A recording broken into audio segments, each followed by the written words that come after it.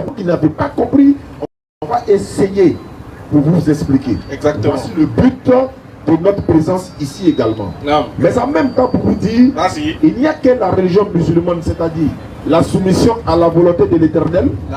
Beaucoup de personnes se disent, par exemple, est-ce que les musulmans et les chrétiens et les bouddhistes, etc., est-ce qu'on a la même divinité? Est-ce qu'on a le même Dieu? Nous disons oui, on a la même divinité. Mais est-ce que nous adorons la même divinité? Là, il y a un problème. Parce que si toi t'adores vache, nous n'adorons pas vache. Si toi t'adores un être humain, nous n'adorons pas un être humain. Si toi t'adores un objet, nous n'adorons pas un objet. Nous adorons celui qui, on ne peut pas le voir. Il est invisible. Elle dit, le regard ne peut le percer, tandis que lui il saisit tous les regards. C'est lui que nous adorons. Et c'est lui que tous les prophètes ont adoré. Et parmi les prophètes, aucun prophète n'a pratiqué une autre religion si ce n'est la soumission à la volonté de son Seigneur. L'Éternel Allah, comment se fait-il? Il va envoyer Abraham, alayhi salatu wassalam, avec par exemple la région d'Abraham. Il envoie Jésus avec la région de Jésus.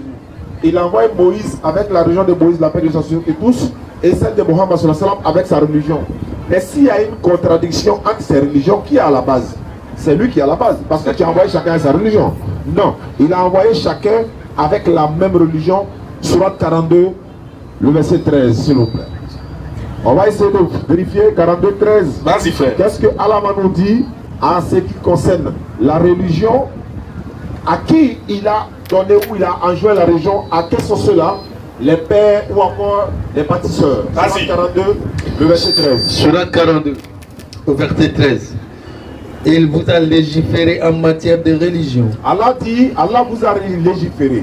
Le prophète sallam nous raconte, Allah vous a légiféré en matière de religion. En ce qui concerne la religion, c'est pourquoi souvent, quand on veut faire des débats avec les non-musulmans, ils vont venir, non, on va prendre le thème, Jésus est Dieu, il n'est pas Dieu. On va prendre le thème, nous on leur propose souvent un thème. Entre l'islam et ta religion, entre l'islam et toute autre religion, quelle est la meilleure des religions? Venez comparer. Ils disent non, nous ce n'est pas une religion, nous ne sommes pas dans une religion. Ceux par exemple qu'on a rencontrés au Bénin, ils ont dit, nous ne sommes pas chrétiens, on est disciples de Jésus. Mais c'est la même chose. Bon, ça va se savoir. Donc en ce qui concerne la religion, il vous a enjoint en ce qui concerne la religion, c'est enjoint à Noé. La religion qu'il a enjoint à Noé, ce que nous t'avons révélé. Ce que la religion que nous t'avons, toi Mohammed sallallahu alayhi wa sallam, nous t'avons révélé également. Non. Abraham. Ainsi que ce que nous avons enjoint à Abraham, à Moïse, également à Moïse, et à Jésus, même à Jésus également, établissez la religion. Voici les recommandations de leur Seigneur. Il a dit, établissez la religion, parce qu'il a dit, ce que nous avons enjoint à Noé, à Abraham, à Moïse. Vous voyez, il est place par ordre d'arrivée. Ce qui veut dire, Noé est avant Abraham, Abraham est avant Moïse, etc., etc. Donc, ce que nous avons enjoint au prophète, ça dit que, il dit, établissez la religion. Si elle avait dit, établissez les religions, chacun allait avoir sa religion. Mais il dit, établissez la religion. Et n'en faites pas un sujet de division. C'est un ordre, c'est une recommandation. Non seulement établissez la religion, mais n'en faites pas un sujet de division. Exactement. Donc, vous avez la même religion. C'est pourquoi souvent on se tape la poitrine et on dit, mais attends, frère, parmi les prophètes là, il n'y avait pas un prophète qui était chrétien. Il n'y avait pas un prophète qui a adoré d'autres divinités en dehors de la même divinité que Moïse, qu'Abraham, que Jésus. Donc ils ont la même divinité. Si chacun avait sa divinité, mais le ciel allait dans le désordre, comme Allah allait dans le courant. Si chacun allait, chaque personne allait avec sa divinité, oui. Imaginez un peu le Dieu du soleil, qui est différent de la lune, qui est différent du vent, qui est différent de la nuit et du jour. Et imagine qu'il n'y a pas là-bas, entre là-bas. Les divinités là, le monde sera dans le désordre. Celui qui donne le vent là, lui va fermer le robinet. Celui qui doit donner l'eau, lui n'est pas content de lui, va fermer. Non, Allah seul a, n'est-ce pas, le pouvoir sur tout ça, Inch'Allah. Donc pour vous dire, nous sommes venus vous donner le message de l'islam, le message de paix et de cohésion et de fraternité. Et surtout, nous avons parlé ici avant notre départ. Nous allons le répéter nuit et jour. Chers frères et sœurs, jeunes musulmans et non musulmans, vous savez très bien, dans 2 mois ou dans 3 mois, il y aura les élections présidentielles en Côte d'Ivoire. Il va y avoir une élection. On va élire un président de la République qui va nous diriger durant 5 ans. Mais avant d'aller voter, il y a des personnes qui sont en train d'attiser la haine dans le cœur de la jeunesse ivoirienne. Et la plupart de ces gens-là ne sont même pas sur le territoire ivoirien. C'est ce qui fait un peu mal quand même. Donc nous devons comprendre que eux, ils ne sont pas en Côte d'Ivoire. Ils sont soit en France, soit en Belgique, soit dans des pays lointains. Et puis il dit, ça va se gâter, ça va se gâter. Mais toi, tu dois t'asseoir d'abord, regardez. Hein. Il y a un qui parlait la dernière fois, il a dit, moi je suis venu en France, j'ai la nationalité française. Mon père est français. Mais voilà comment ça s'est passé en Côte d'Ivoire. C'est ça. Mais c'est un Ivoirien. En même temps, il a la nationalité française. Donc en même temps, il se sécurise. Ouais, non, lui a déjà la nationalité. Donc ça veut dire que, quoi qu'il en soit là, il a au moins un quota chaque fin du mois que l'État va lui donner, il a la nationalité. Mais toi, tu es assis à la Cypresse, si tu vends ton téléphone. Lui, la nationalité française. Et puis, comment il allait là-bas? Et puis, il a dit, bon, les gars, on va couper le live et on va aller au para. C'est bon, hein? Lui, ça va au travail. Alors que le live qu'il était en train de faire, c'était pour vous dire, apprêtez-vous, hein? Mais en même temps, lui, ça va au para. Or, toi, ici, en Côte d'Ivoire, tu es en train de prier Allah pour que ceux qui nous dirigent nous donnent du boulot. Mais lui, non seulement, tant n'est jamais monté d'avion, il est monté d'avion, il est parti en France, il est dans Frayon, il est assis dans sa maison, il est dans... Voilà, il a tout ce qu'il veut. Exactement. Et en même temps, lui, il est en train d'attiser la haine, pour toi qui es à Abidjan.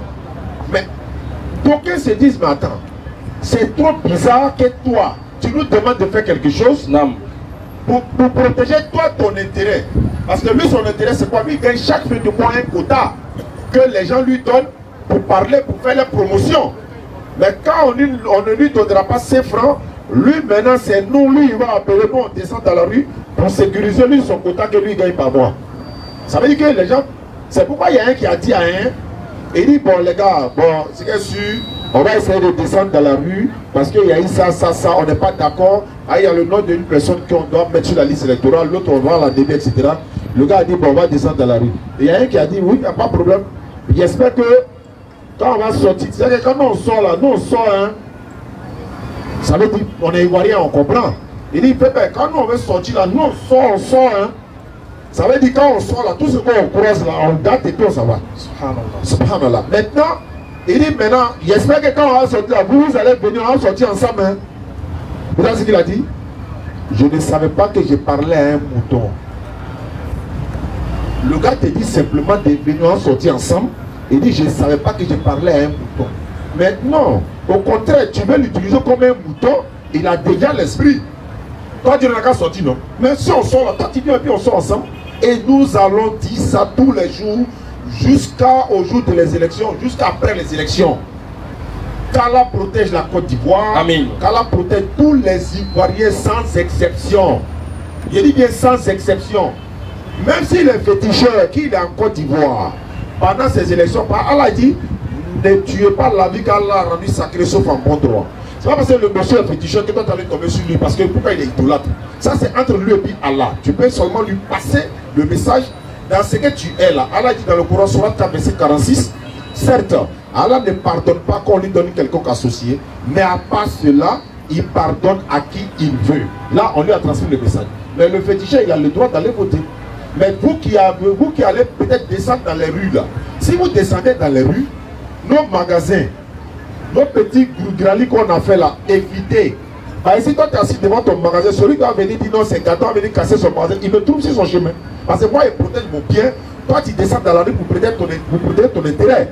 Donc, soyons vraiment vigilants, chers frères et sœurs, que personne ne puisse nous manipuler. Claire. Ils ont mangé ensemble hier, ils sont en train de manger ensemble aujourd'hui. Demain, même après les élections, certains vont faire des alliances. Aujourd'hui, ils sont en train de faire des alliances entre eux. Nous voyons. Mais pourquoi descendre dans la rue pour quelqu'un qui est en train de faire une alliance avec quelqu'un qui est au pouvoir, l'autre n'est pas au pouvoir? Parce que si, c'est pour ça qu'on donne toi ton gay.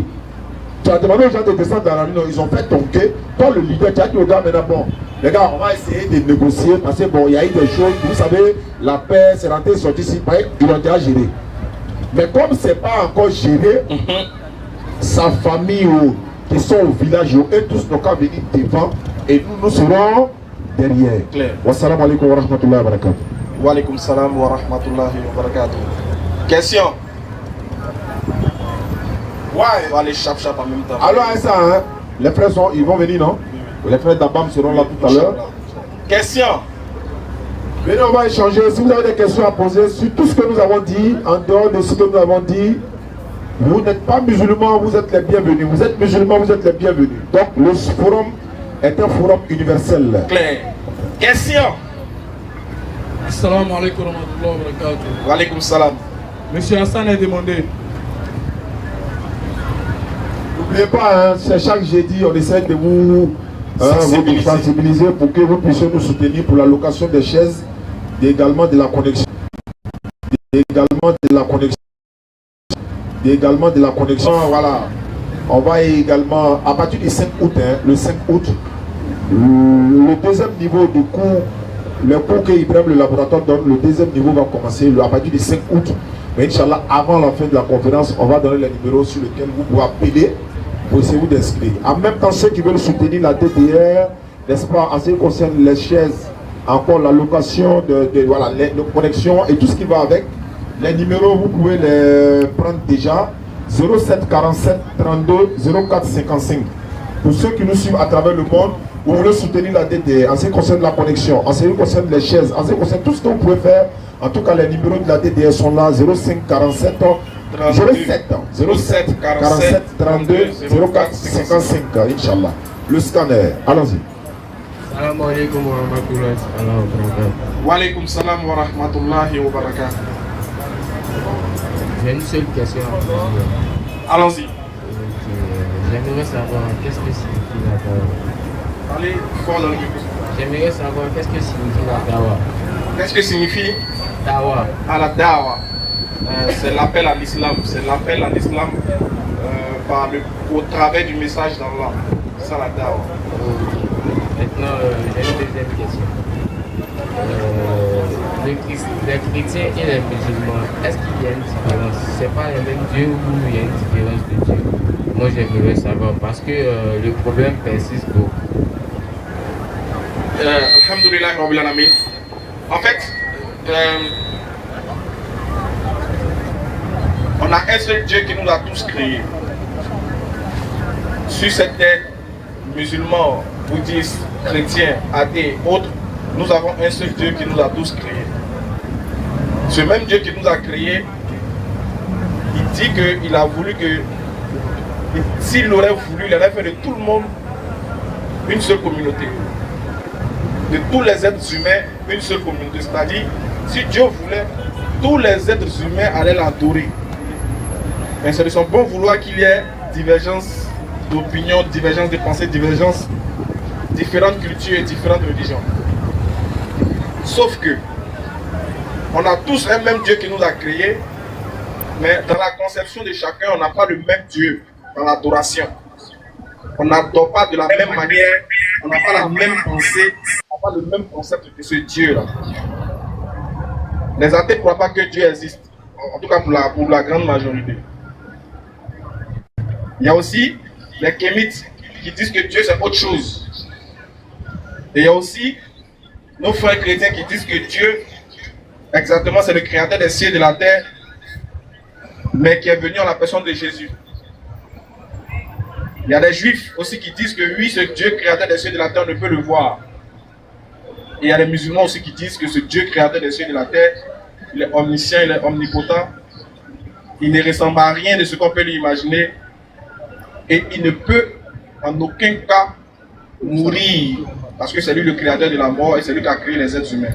Et son nom c'est Allah.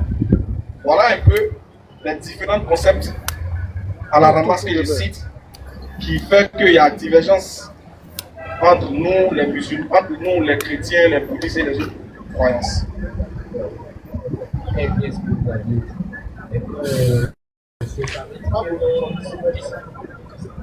J'ai compris très bien ce que vous aviez dit.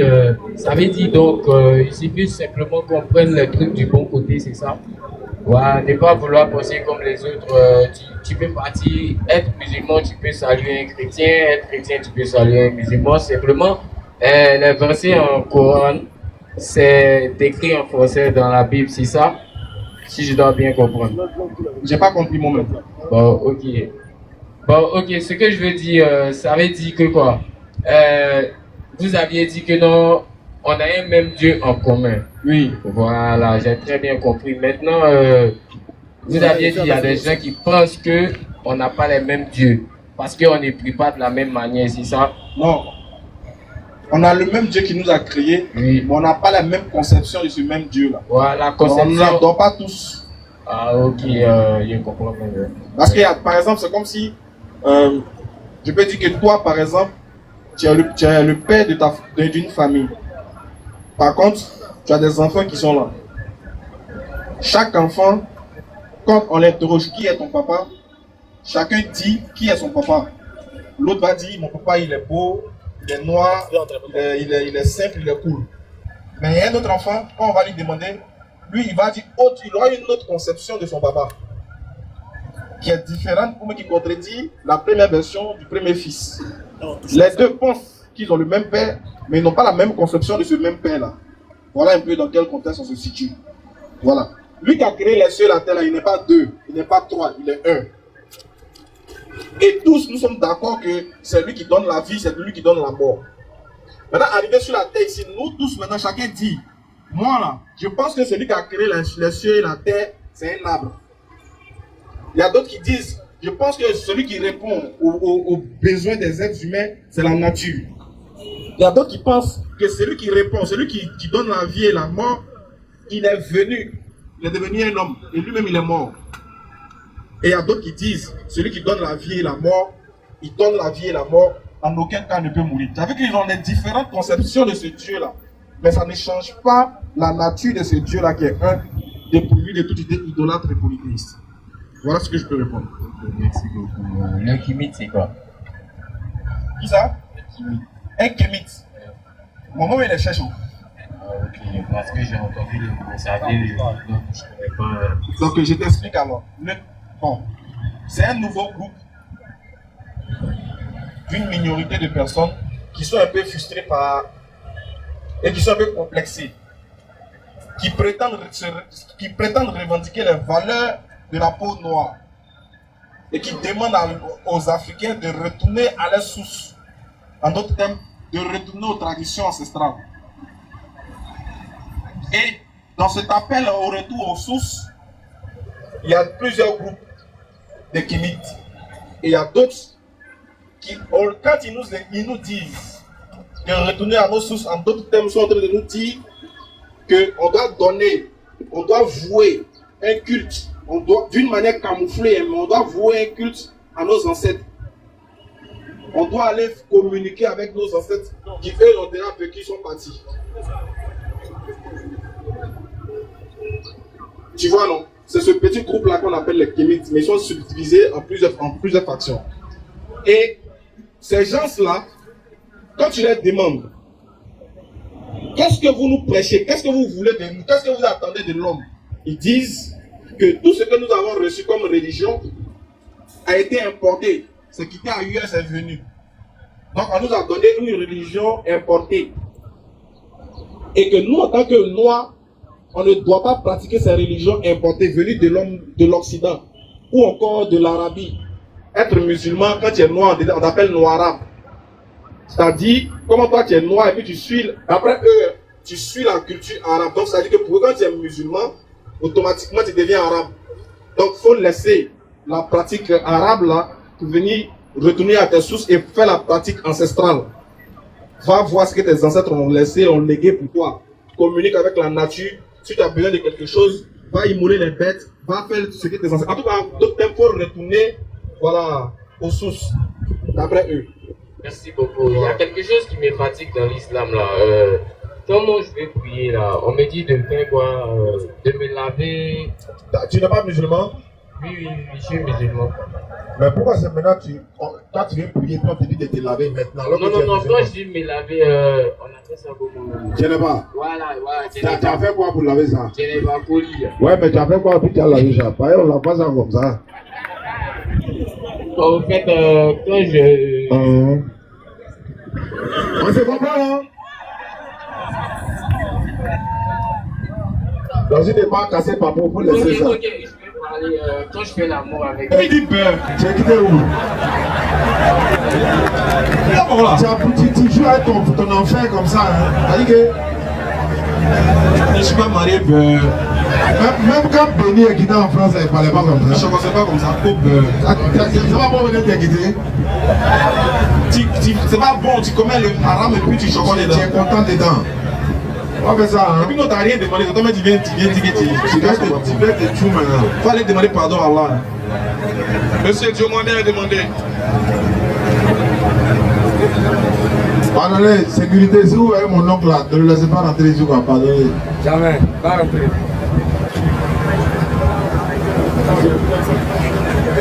Salam alaikum.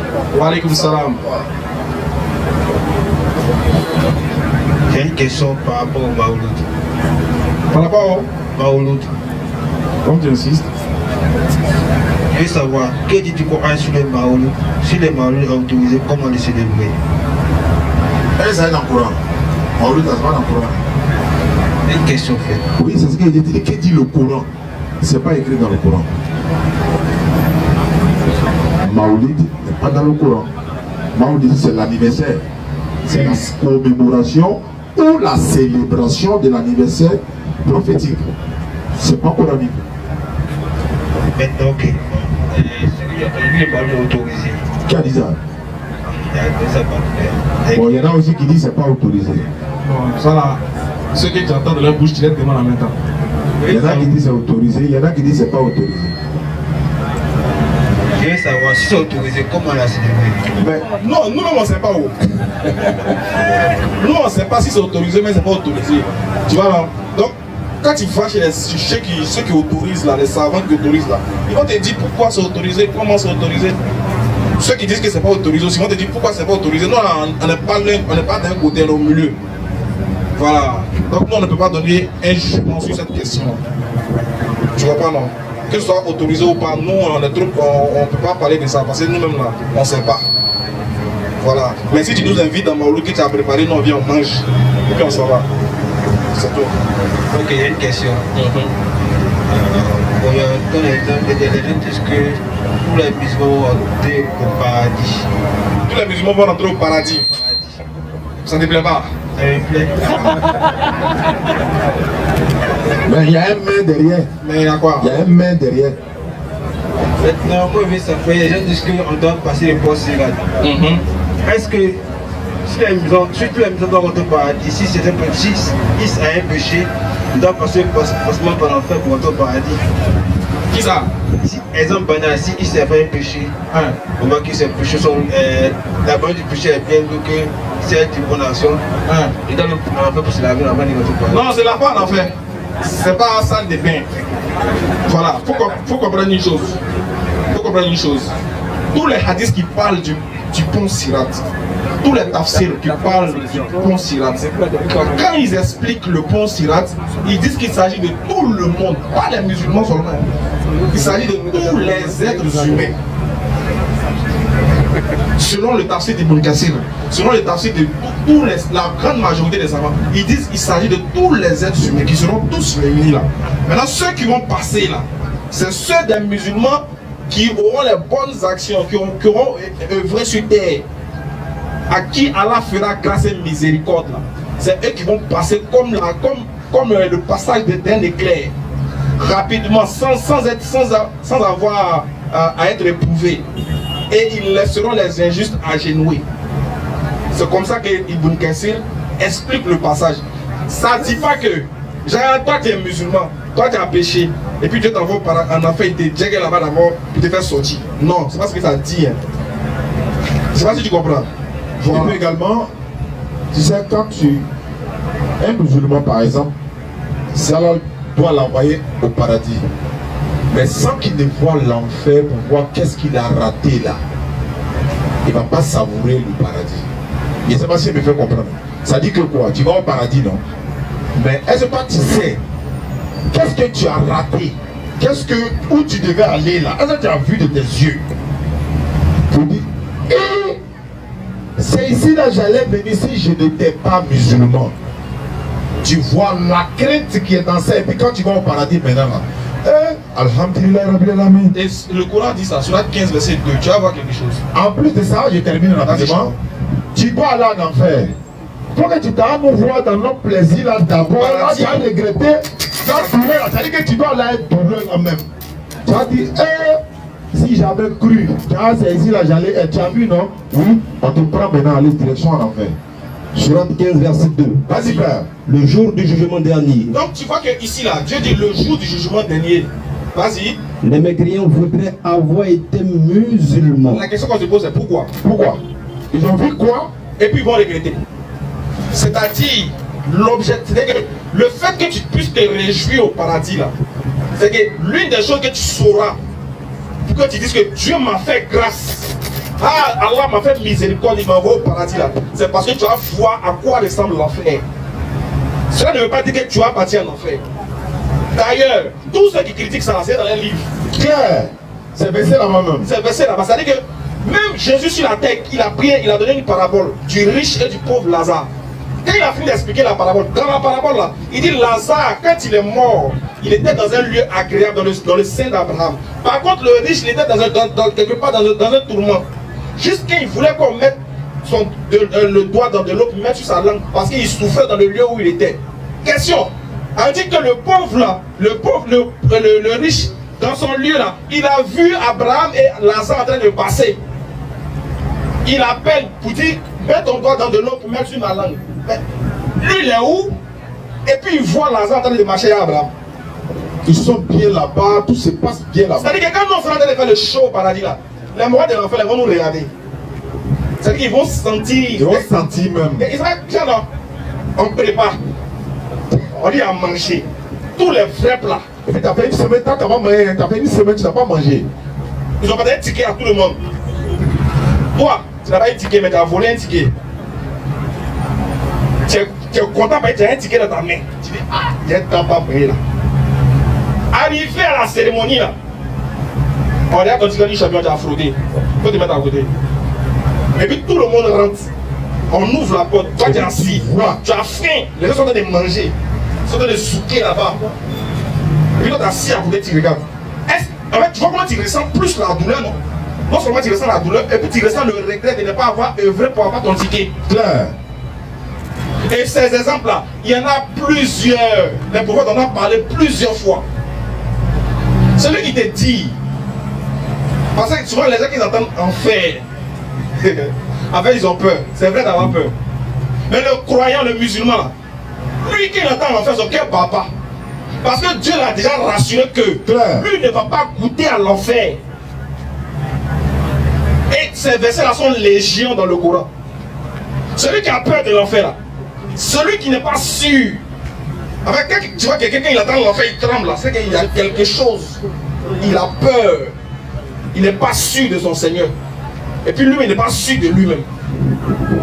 Sinon, nous, on a confiance dans la miséricorde de notre Seigneur.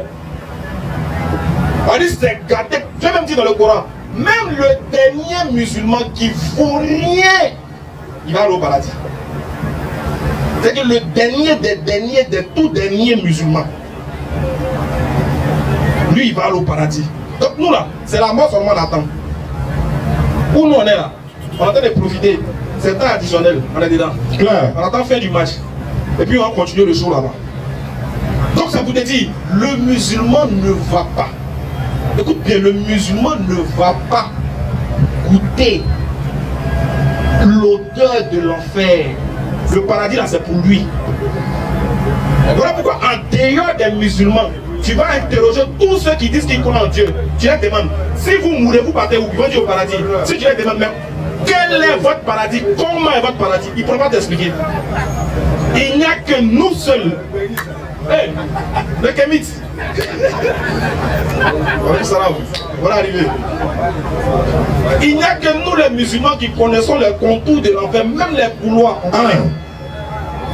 On connaît tous les paramètres du paradis.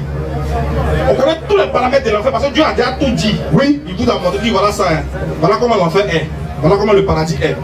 Et vrai pour éviter l'enfer, je vous donnerai le paradis par ma miséricorde. on est serein. Oui.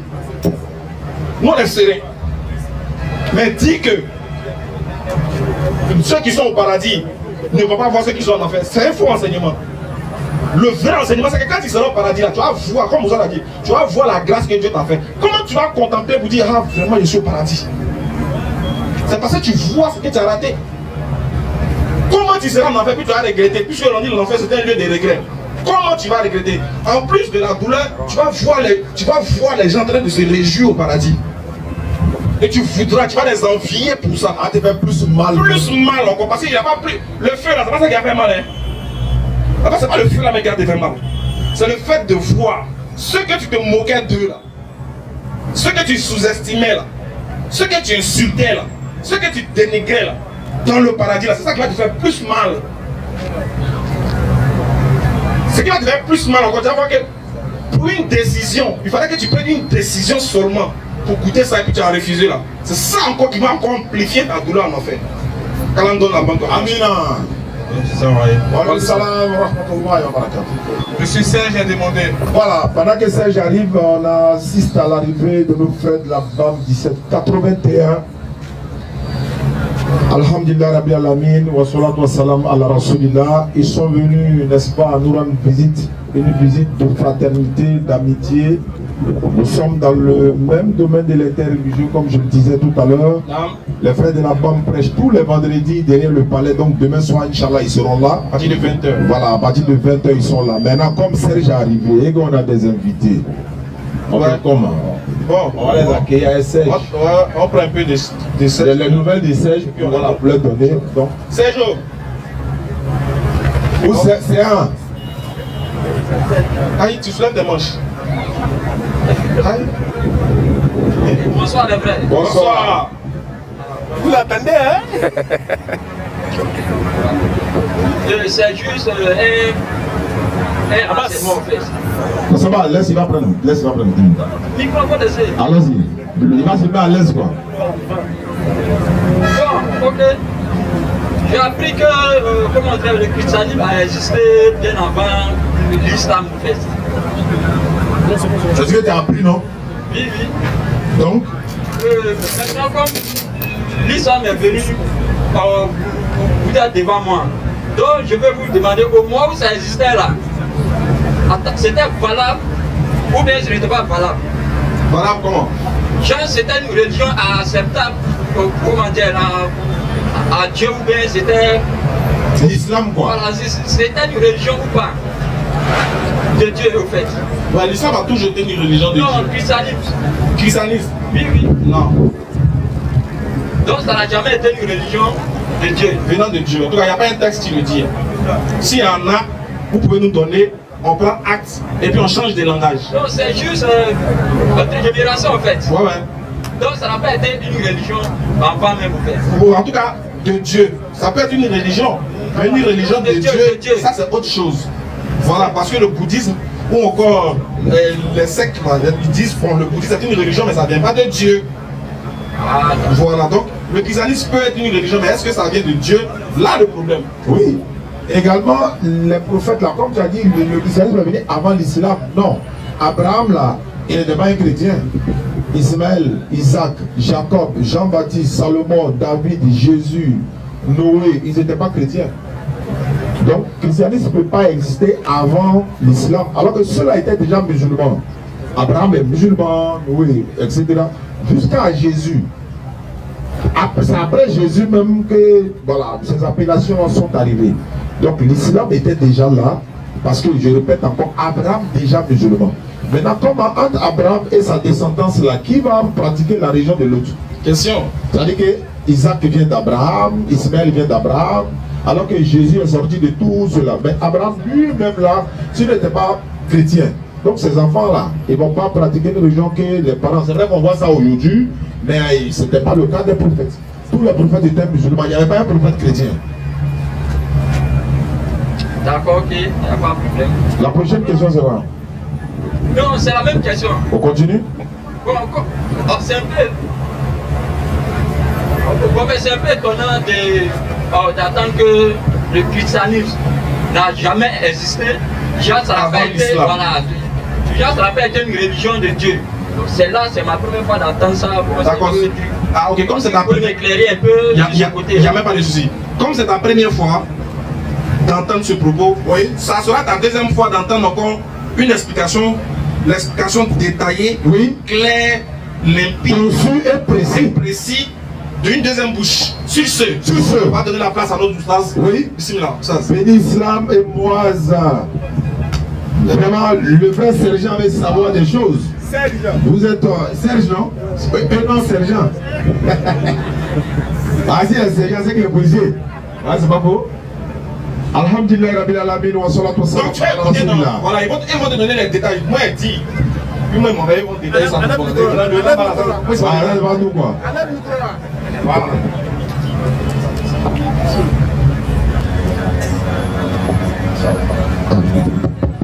Assalamu alaikum wa rahmatullahi wa barakatuh. Très heureux de nous retrouver ici au forum de nos frères de la DDR pour partager avec vous ces instants de spiritualité et de délices spirituelles. C'est toujours encore, comme je le dirais, un plaisir d'être parmi cette jeunesse consciente qui a compris l'essentiel de ce qu'ils sont. Parce qu'Allah, il a établi la base en disant et partant de ce fait-là, tout jeune doit comprendre le but et la raison de son existence. Donc l'interrogation du frère n'est pas une interrogation bête.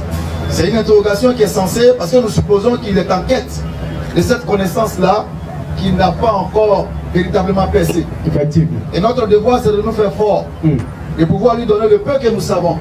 Parce que personne n'a la connaissance infuse. C'est clair. C'est pourquoi en Bambara on dit qu'au Doni, Doni Koroloko Fitini.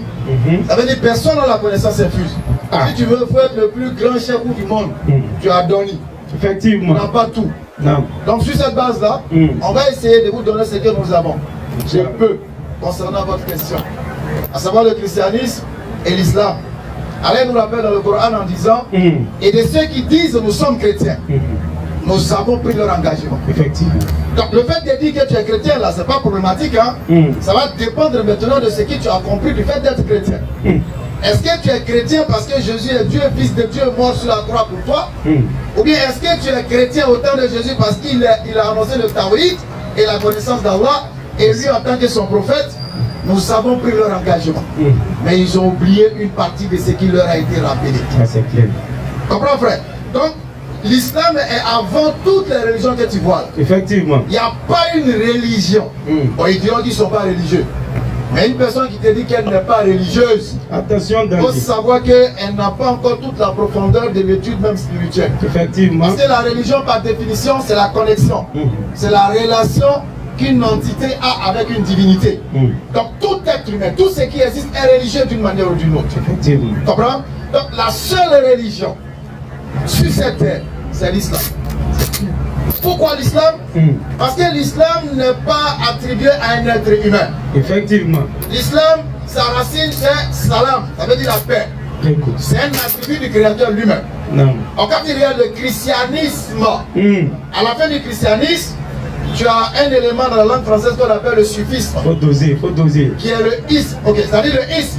Quand on met le isme à un mot, là, quand tu entends isme, christianisme, kémitisme, bouddhisme, athéisme, ça veut dire que tout ça, ce sont des idéologies humaines. Effectivement, doser, doser encore, doser. C'est des hommes qui ont pensé, réfléchi, et puis ils ont mis un concept en place. Doser concept. Ils ont pensé et réfléchi, et puis ils ont mis un mouvement spirituel en place. Exactement, ça passe. C'est pourquoi ils ont ajouté le isme. Wow. Mais quand tu regardes l'islam, si tu attends islamisme, tu vas voir que c'est le moment de terreau là. Ça, si connaît terreau, c'est quoi? Ça va grave, faut te débrouiller avec. Donc c'est terreau. Sinon, c'est islam, attribut de Dieu lui-même. C'est pourquoi là, il a dit dans le Coran que quiconque désire une autre religion que l'islam, tu ne seras point agréé ni ici-bas, ni dans l'au-delà. Ah, c'est clair. Tu seras parmi les perdants. Effectivement. Pourquoi l'islam?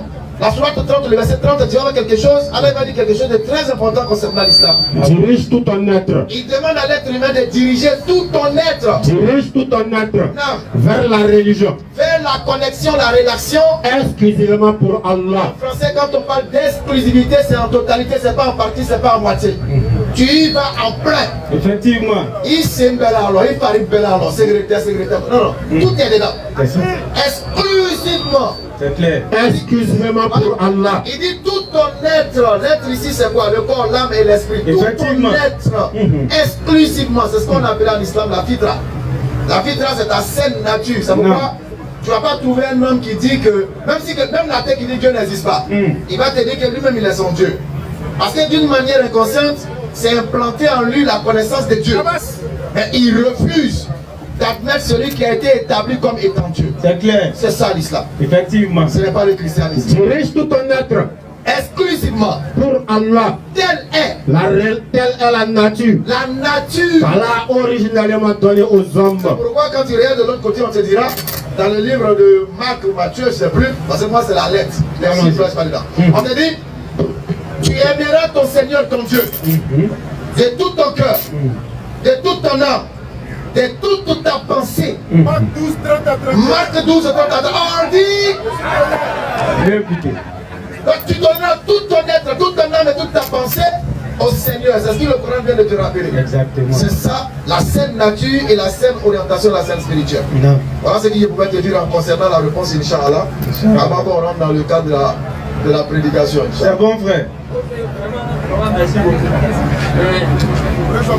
Vraiment, c'est étonnant. C'est étonnant d'entendre que la religion chrétienne n'a jamais existé. Bon, c'est ma première fois. Non, ça a existé. Voilà. Mais c'est pas de Dieu. Voilà, ça a existé. Mais c'est pas de Dieu. Voilà. C'est une conception humaine. Mais pourquoi toi ça t'étonne? Salam alaikum wa rahmatullahi wa barakatuh. Wa alaikum salam wa rahmatullahi. Comment? Après avoir écouté Béni 10 minutes. Non, parce que. Non, frère, pourquoi ça t'étonne au fait? Non, parce que quand je me renseigne un peu, je change avec mes amis musulmans, ils m'ont toujours dit que la religion chrétienne a existé bien avant. Mais tu sais le problème c'est quoi? Tu es chrétien, non? Non, ok, maintenant ceux qui te disent ça, est-ce qu'ils t'ont donné des versets pour appuyer ce qu'ils disent? Non, ils n'ont pas de. Voilà, parce que comme nous on lit les versets, c'est qu'on a dit là, c'est ce qui est ça.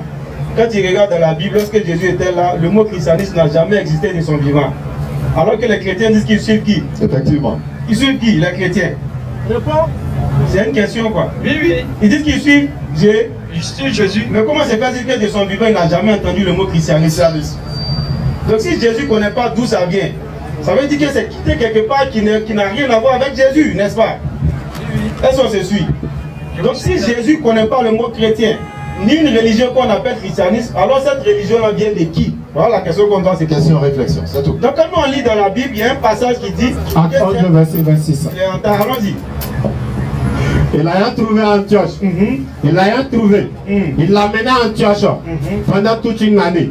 Il s'est réuni à l'assemblée de l'église et il enseignait beaucoup de personnes. On parle avec les pauvres, écoute. C'est fut à Antioche. On dit c'est fut à Antioche. Que pour la première fois. On a entendu première fois. Que pour la première fois, les disciples furent appelés chrétiens. Alors que nous, on ne va pas aller loin. On sait que les actes des apôtres là, ça vient après les 4 évangiles qu'ils ont dit comme étant des évangiles canoniques. C'est-à-dire les évangiles qui relatent la vie de Jésus sur la terre là. C'est les 4 évangiles là. Ça veut dire qu'on quitte dans ça, on rentre dans ce qu'on appelle actes des apôtres. Ça veut dire que ce que les apôtres ont fait comme action là. Ça c'est dans le livre des actes des apôtres. Ça vient après les 4 évangiles dits canoniques. Ça veut dire que Jésus a déjà parti il y a longtemps. C'est pourquoi dans ce passage là, tu ne vas pas voir Jésus en train de faire une action dans ce livre des actes des apôtres là. Donc tout c'est ce que les apôtres ont fait là. C'est ce qu'ils ont mis dans l'acte des apôtres. Ça veut dire que Jésus n'était même pas là que le mot chrétien est venu. Alors qu'on a entendu encore une autre chose. On dit ça vient de qui? Des païens. Bon, comme une religion qui vient de Dieu, c'est les païens pour la première fois qui vont donner ce nom là, n'est-ce pas, aux disciples de Jésus. Et puis encore pour faire quoi? Pour se moquer d'eux. Quand tu regardes dans la Bible, il y a des livres en est qu'on appelle les notes explicatives. C'est-à-dire que c'est comme des taxis chez nous. On regarde les circonstances et puis on explique en bas. Quand tu prends la Bible de Jérusalem, il y a une note explicative qu'on appelle la note explicative car. Là-bas, on nous dit qu'ils ont appelé les disciples de leur ignorance. Ils pensaient que le mot Christ là, c'était un nom propre. C'est-à-dire que la même manière qu'on appelle Serge là, et ils ont cru que Christ c'était un nom propre. Donc pour se moquer de ces disciples là, ils ont pris Christ là, ils ont mis un derrière. Toi, ceux qui te suivent là, si on veut les appeler, on va les appeler comment? Sergien. Voilà comment ils ont appelé chrétien, ou encore chrétien. Tu vois non? Voilà comment le mot chrétien a apparu. À notre grande surprise, c'est devenu une religion. Donc voilà, tu vois qu'il y a un problème. Pour terminer. Là, j'ai terminé avec un verset. Alors qu'on regarde aussi par ailleurs dans le livre que les musulmans utilisent, qu'on appelle le Coran. Il t'a lu la sourate 30, verset 30. Le Coran nous dit clairement que l'islam c'est depuis l'origine. Non. Mais il va nous montrer encore que l'islam n'a pas été envoyé avec le prophète Mohammed alayhi salatu wa salam. Sourate 5, verset 3. Alors il va dire Al-yawma akmaltu lakum dinakum wa atmamtu alaykum ni'mati wa raditu lakum l'islam ad-din. Il dit aujourd'hui j'ai parachevé pour vous votre religion. En français quand on dit parachevé, ça veut dire que c'est quelque chose qui avait commencé auparavant. Effectivement. Donc Mohammed alayhi salatu wa salam, il est venu parachever l'islam qui avait débuté depuis la base. Sourate 2, verset 136, alors il va dire, nous croyons ce qui était descendu depuis Abraham. Mais quand tu vas dans la Sourate 49, verset 13, alors il va dire depuis Noé. Ainsi de suite. Sourate 3, verset 32, alors il va dire Inna Allah astafa Adam, depuis Adam. Quand il prend les différents patriarches qu'il a choisis, il dit Inna Allah astafa Adam wa Nuhan wa ala Ibrahim wa ala Imran ala alamin. Au-dessus de tout le monde. Tu vois. Donc alors il prend tous ces versets là pour nous montrer que l'islam, les patriarches qui ont été choisis, c'est depuis la base. Donc on n'invente pas. On n'est pas venu ici pour parler parce qu'on n'aime pas le christianisme ou bien parce qu'on veut que les chrétiens soient détournés de leur religion. Non, c'est les textes qu'on a lus. La Bible qui est censée définir le christianisme nous dit clairement dans le même livre que le christianisme est venu après Jésus. Donc nous on est inventé. On prend le Coran, on nous dit que l'islam existe depuis l'eau. Donc, on n'a pas inventé. Là, si tu dois choisir une religion, en tant que personne réfléchie et intelligente, tu choisis quoi? Ce qui vient des païens ou ce qui vient de Dieu? Fais un choix. Allons-y. Je ne comprends pas. Fais un choix. Ça veut dire que si tu dois choisir une religion, tu as dit que tu n'as pas de religion. Oui, pour le moment. Voilà. Si tu dois choisir une religion, on t'a présenté deux choses. Une religion. Où on te montre l'ascendance, on dit que ça vient depuis les différents patriarches, depuis Adam. Après Adam, c'est qui? C'est Dieu, ça remonte directement à Dieu, c'est le premier humain. De l'autre côté, on te donne la chronologie, on te montre que la religion même qui dit suivre Jésus est apparue après Jésus. Ça veut dire que Jésus même ne connaît même pas cette religion. Donc tu choisis quoi? Donc, forcément, c'est la religion. Quelle religion? Islamique, normalement, c'est la religion islamique. Donc c'est clair, tu vois. C'est pourquoi on a l'habitude de dire que l'islam c'est pour les doués d'intelligence. C'est pas un jus. Tu vois, il va se convertir, tu vois. Vas-y, H-Hado. Non, moi je ne peux pas rentrer dans une religion qui ne comprend pas pour le moment. J'entends, moi ma préoccupation c'était quoi? C'était pour savoir si le christianisme existait encore ou pas. D'accord, maintenant tu as su. Tu sais maintenant. Voilà. Tout à l'heure on parlait de la mort, tu as entendu? Effectivement. Non, tu sais, non? Oui, je sais très bien. Tu meurs quand? Non, je ne sais pas. Donc, lève ton index. Parce que dans une religion, quand tu veux rentrer dans une religion, il faut être sûr dans ce que tu veux t'engager. Tu ne peux pas venir un coup aujourd'hui en même temps. Bon, je ne comprends pas. Maintenant, le thème, c'était quoi? Je suis venu me renseigner. D'accord. Maintenant, une question rapidement. Je t'interromps. Tu as répondu que le christianisme n'est pas une religion qui vient de Dieu. Qui vient de Dieu. Pas ajouter dessus. C'est pas une religion qui vient de Dieu. Là, je suis d'accord avec vous maintenant. C'est que sont les gens qui ont créé ça. Je suis d'accord avec votre explication avec les preuves en appui. Mais, directement à l'islam, je ne suis pas venu poser automatiquement la question sur l'islam. En fait, on s'inquiète. Puisque toi-même, tu ne sais pas quand il meurt. Nous ne savons pas quand nous mourrons. Or, le destin le plus sûr, c'est quoi? C'est la mort. Or, c'est ça, on est en train de préparer. Ton interrogation, c'est pour préparer ça. Notre présence, c'est pour préparer ça. C'est pourquoi nous, on te programme en même temps le gâteau, mange.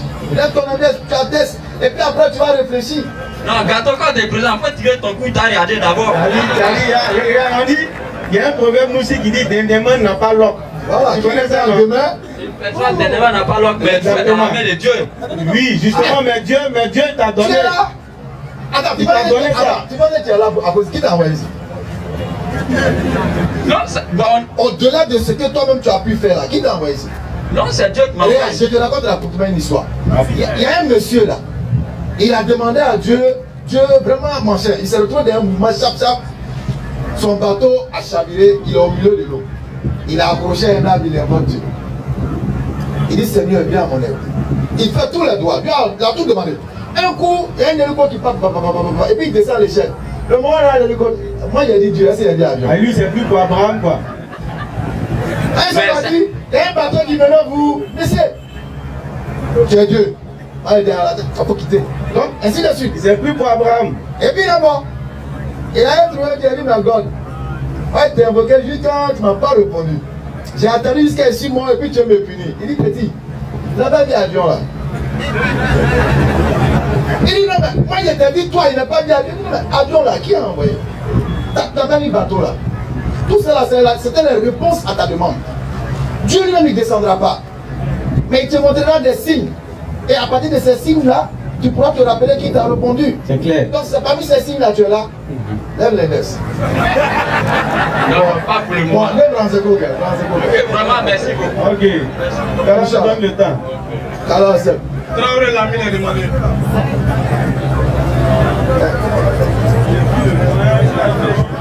Le doyen qui a fait le livre, on a corrigé au plateau là. Le doyen qui a fait le livre, on a corrigé au plateau, on a mis Big Rouge dedans. C'est pas vrai, c'est pas vrai. Où il est? Et il va plus venir. Ah, mais il a eu peur parce que on avait corrigé son livre au plateau, on a mis beaucoup de Big Rouge dedans. C'est monsieur Ouattara. Koulibaly. Non, il ne va pas venir parce qu'il m'a vu, il ne va pas venir. C'est pas grave.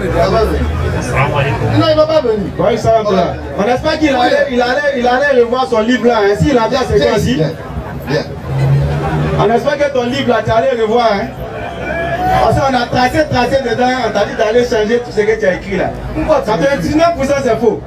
Pourquoi tu me fuis? Moi, c'est ma seule question. Faut prendre le micro là. Tu as dit au bilan, pourquoi tu me fuis? Il nous fatigue ici, nous fatigue. Non, il va dire ça. Il va dire ça devant tout le monde. Combien de fois j'ai été appelé? Combien de fois j'ai été appelé? Pourquoi tu me fuis? Faut dire les gens en Le micro est lourd. Bonsoir à tous. Bonsoir, on a compris. Pourquoi tu me fuis? J'ai dit bonsoir. J'ai dit bonsoir, on a répondu. Pourquoi tu me fuis? Je t'ai appelé ou je t'ai pas appelé? C'est Béni Islam. Ah, c'est Béni Islam. Innocent. Je t'ai appelé ou je t'ai pas appelé? Attends, je voulais savoir. Bon, pourquoi tu me fuis? Faut dire les gens entendent. Sinon, c'est la deux fréquences bruit. On va avancer. Voilà, on va avancer. Il n'y a pas de problème. Les gens ont compris, les intelligents ont compris. Moi, je veux savoir, le livre là, tu as corrigé comme on a dit là. C'est pas corrigé là.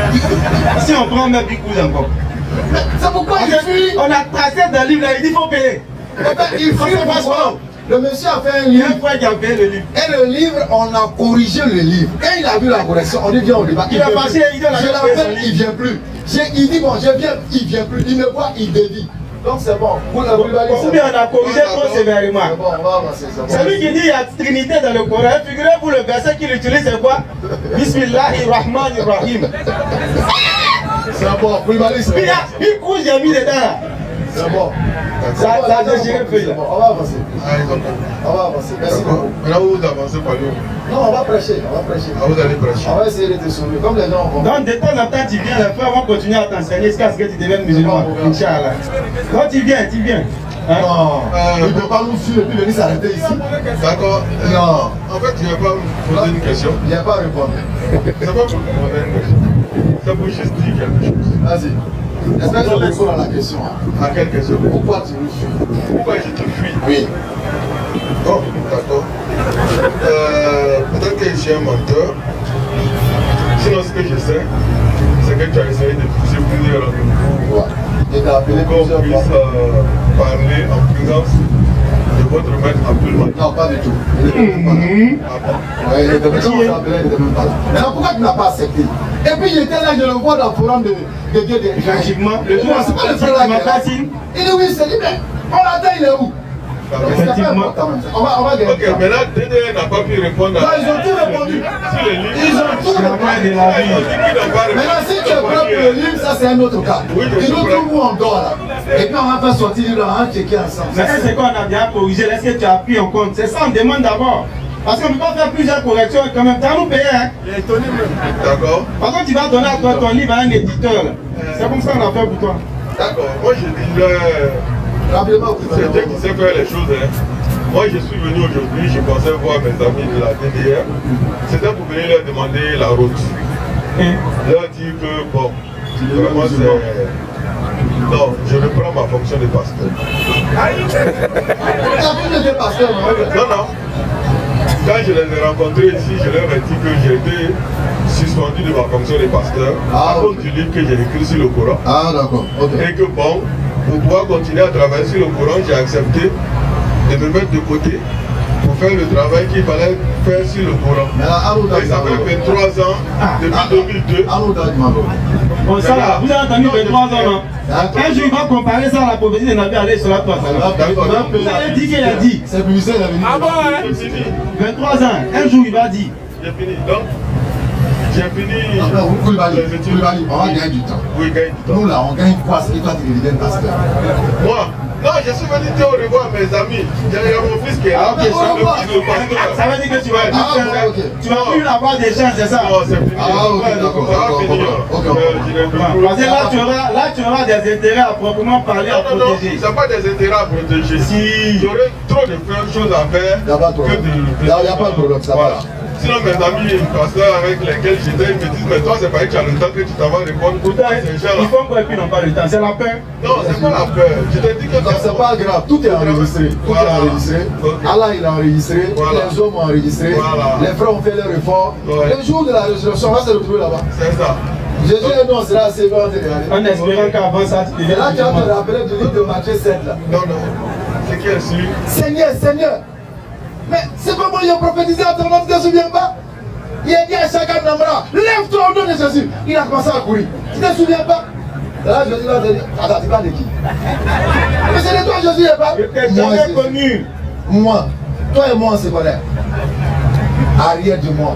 Parce que tu commets l'iniquité. Exactement. Et quelle est cette iniquité? Tu guéris en mon nom. Alors que moi, j'ai guéri au nom de Dieu.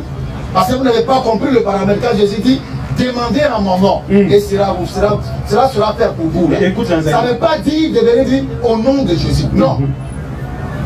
Jésus t'a dit quoi? Je n'ai point parlé de moi-même. C'est clair. Et tout ce que je dis, c'est le Père qui dit de dire. Donc quand il te dit je, est-ce que je c'est lui? C'est pas lui. Oh, c'est écrit Jean 12, verset 48 et suite. J'ai dit. Qui est en train de dire Dieu? Donc quand il dit demandez en mon nom, qui est en train de demander à son nom? C'est celui qui met la parole dans sa bouche. On va avancer, Inch'Allah. Prochainement, on va avancer. Non, merci d'être passé. Je peux dire une invité. Hier nuit. Ah ouais.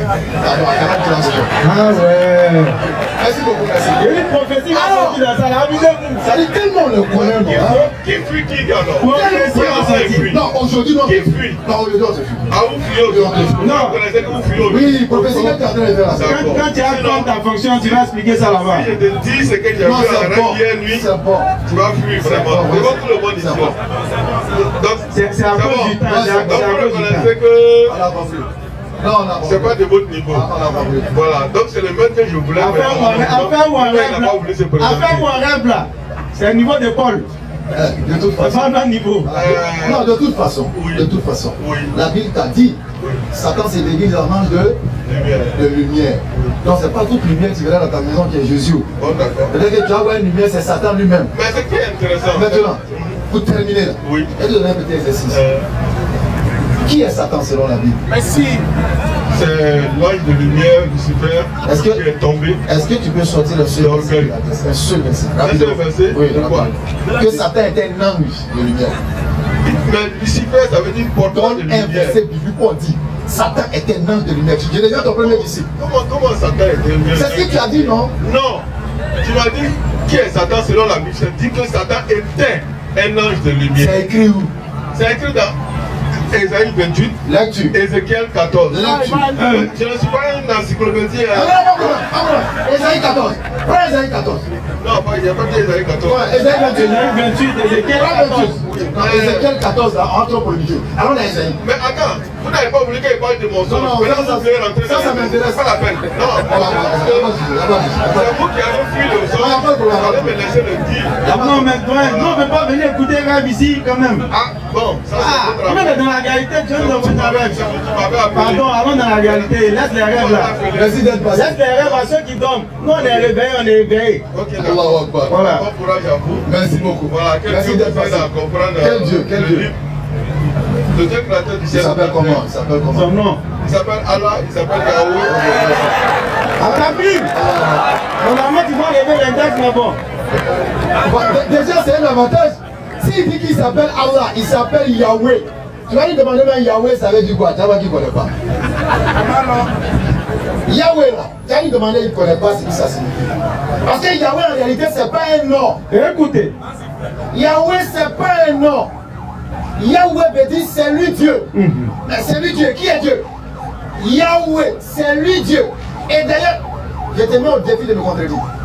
Parce que le tétragramme n'a pas de voyelles. C'est clair. Mais lorsqu'on introduit les voyelles dans le tétragramme, ça donne Yahweh, ça veut dire c'est lui Dieu, c'est pas un nom de Dieu. On peut considérer ça comme un attribut de Dieu, mais pas son nom propre. Donc quand on dit Yahweh, c'est qui? Moi je te demande que Allah est le nom propre. Parce que les Hébreux vont te dire Elohim, Eloha. Tu connais la racine d'Elohim? Est-ce que tu connais la racine de Eloha? Est-ce que tu connais la racine du nom Allah? La racine ici, c'est A-L-H, E-L-H. E-L-H, Elohim, Ella, tout ça c'est le même. Or, un mot n'a de valeur qu'avec la racine. La racine d'Allah, la racine d'Elohim, la racine d'El-A, c'est la même chose. C'est pourquoi tu ne trouveras jamais un juif en train d'insulter Allah. Parce qu'ils connaissent. Effectivement. Alors, pour aller rapidement, parce que c'est qu'il y a un donkey à côté de moi. Non, tout à l'heure, quand on venait, on a entendu affaire de la mort. Mais j'ai dit un truc, j'ai pensé à un truc la première, attends. Personne ici ne croit à la résurrection. Qui croit à la résurrection? Ça c'est parole, hein. Donnez-moi preuve. Donnez-moi preuve. Il vous a piégé. Donnez-moi preuve. Les gens ne croient pas. Parce qu'ils m'ont dit, toi tu n'es pas parti là pour venir. Nos ancêtres sont morts, ça fait des millions d'années. Il y a des gens qui pensent ça ici. Est-ce qu'ils sont une fois venus pour te dire oui, la résurrection? Chaque jour, il y a des gens qui naissent. Qui t'a dit que le monde là va finir? On ne croit pas à la résurrection. Pourtant, là, il a dit dans le Coran, je vous montrerai des signes. Non. Il dit, va nous montrer des signes. Effectivement. Dans les cieux, sur terre et puis en nous-mêmes. C'est clair. Tu ne crois pas à la résurrection? Tu ne crois pas? Pourtant, là, te montre un signe. Allons-y. Lorsque tu prends une graine, tu creuses la terre, tu mets la graine dans la terre. La graine fait quoi? Pourrit. Ça pourrit. Mais de la pourriture, qu'est-ce qui sort? Alors. Une nouvelle vie en ressort. Ça fait un. Deuxième élément. Nous tous on était dans le ventre de nos mamans. Si on nous disait dans le ventre de maman là qu'il y a un coup on appelle Doumia, donc il est là. Qui allait croire? Personne n'allait croire. Le bébé est dans le ventre de la maman, il ne paye pas courant, il ne paye pas l'eau. Quand il tousse, sa maman tousse. Quand il veut courir un coup, c'est là où vous allez voir deux parents se réveiller à minuit. Voilà, Bordeaux, non, là. C'est moi là qui est dedans, c'est lui qui fait ça. Ah ouais. C'est le roi, il contrôle la machine. Effectivement. Et puis toi, tu as venu dire qu'il y a un endroit qu'on appelle Doumia, il est en voiture. Il va faire quoi ça? Il va te dire que ça ne va pas chez toi. C'est vrai. C'est normal. Parce qu'il est dans la matrice. Non. Non, on dit quoi? Le monde est comme l'œuf d'autruche. Effectivement. Au Doumia, il y a aussi ses femmes. Bon, imaginez-vous être dans l'œuf. Et puis on vous dit qu'il y a Kiyama, il y a jugement. La même chose, on dit sa foutaise. C'est clair. Mais lorsque tu meurs, tu vas maintenant rencontrer la vérité dont Allah il parle dans le Coran. Il dit, ce jour-là, nous sommes plus proches de celui qui meurt que ceux qui sont avec lui. Ni Makamna ou Atimina. Pendant que toi tu es en train de crier, et Allah solo, Baba Makawa, Makawa. Allah il dit, nous sommes plus proches de lui. Et ce dernier est dans une réalité que toi tu ne sais pas. Allah dit dans le Coran que ces jours-là, vous avez la vue perçante. Il n'y a plus d'obstacles. Il n'y a plus de voile. Tu vois tout ce que tu niais, tu commences à tout voir. Maintenant, tu ne peux plus retourner pour venir dire à ton frère ça. Hé champion, il m'a dit Kamakari. Faut faire soujoud, c'est jazz même frère. Tu ne peux plus. Parce que c'est une expérience personnelle qu'on va vivre individuellement. Effectivement. Nous tous on va vivre ça individuellement. Il nous montre chaque jour des signes. Non. Tu es mal pour sous nous. Maintenant pour sous nous. Au sous nous. Si tu as compris le mécanisme du sommeil, tu auras compris le mécanisme de la mort et de la résurrection. C'est clair. Ni quand c'est une faute dans la sisa. Ok. Quand il y a un dans la. Non. À une flamme l'année. Ma femme c'est une dans la grande. Il rompt, il ne parle pas de ça. Mais les deux dorment. Et puis tu mets un homme mort, un homme qui dort à une certaine distance, tu ne peux pas faire de différence. C'est clair.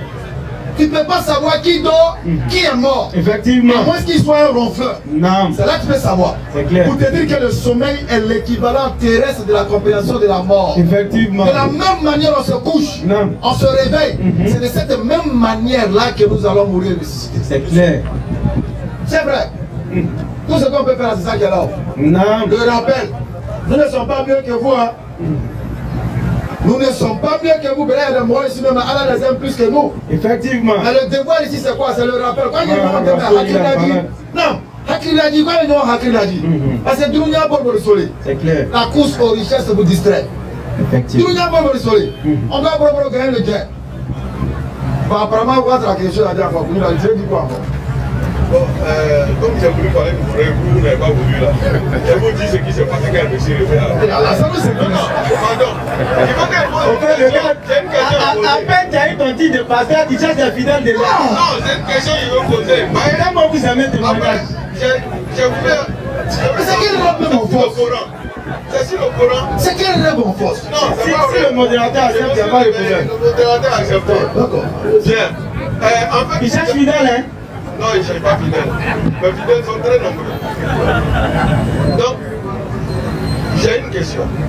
Parce que ça corrige quelque chose. Bon, c'est pour corriger quelque chose que j'ai dit. Et puis après, je me suis rendu compte ce matin que ça peut être faux. En fait, j'ai raconté ça ici, les gens ont bien ri. J'ai dit une fois que Mohamed était, j'ai écrit que Mohamed était la miséricorde de Dieu. Et puis, pour ça, je pense que Dieu n'a pas été d'accord avec moi. Maintenant, hier nuit, après avoir fait mon rêve, je me suis levé, j'ai fouillé le Coran, j'ai étudié une miséricorde. Une miséricorde. Et puis, à un moment donné, j'ai eu l'impression que Mohamed faisait partie d'une miséricorde. Il y a un verset qui disait qu'il est une miséricorde. C'est le verset où les gens lui disent qu'il est tout oreille. Le verset, voilà.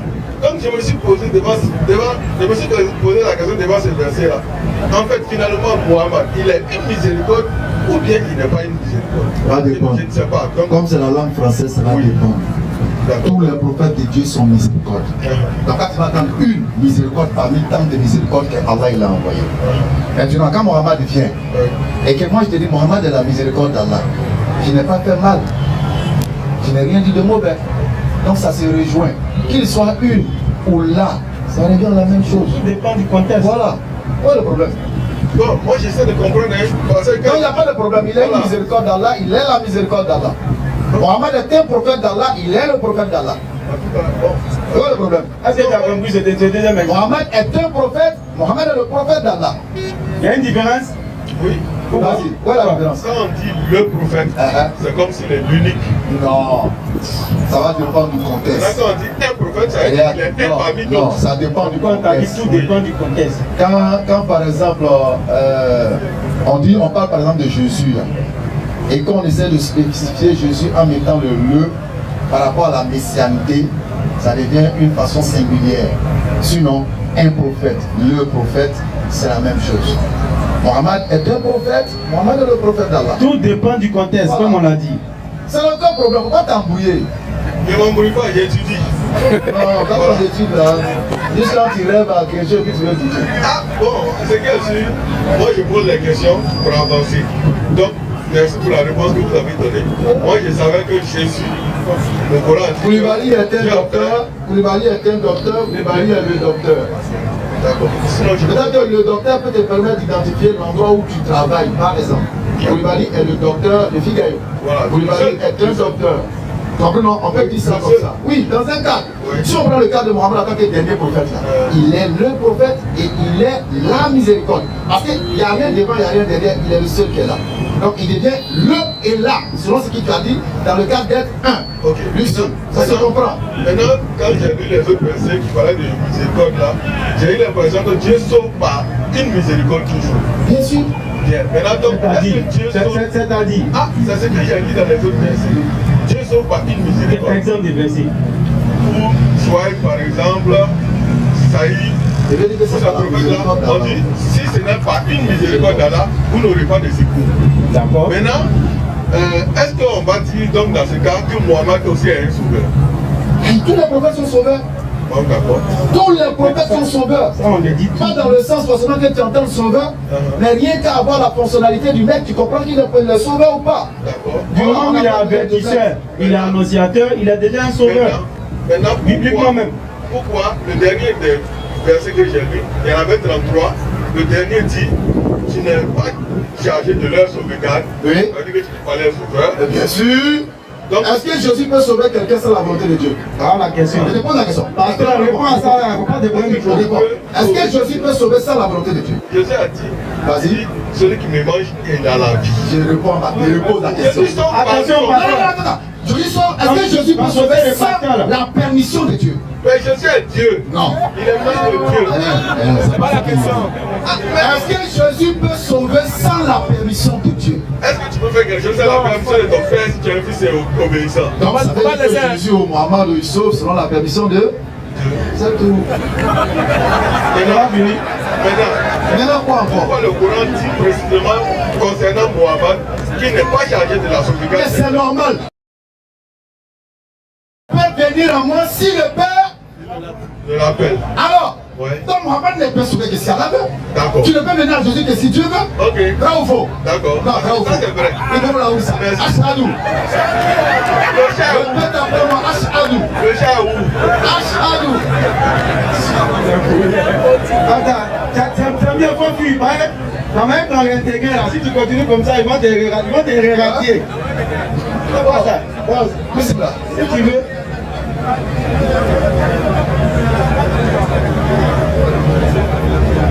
C'est ça là quand tu as fait rêve, il y a un résultat des rêves. Nous on n'était pas dans un rêve, on a détruit. Salam alaikum. Wa alaikum salam. En fait, je voulais te poser 3 questions. Ma première question est de savoir le mariage du prophète Mohammed sallallahu alayhi wa sallam avec Aïcha.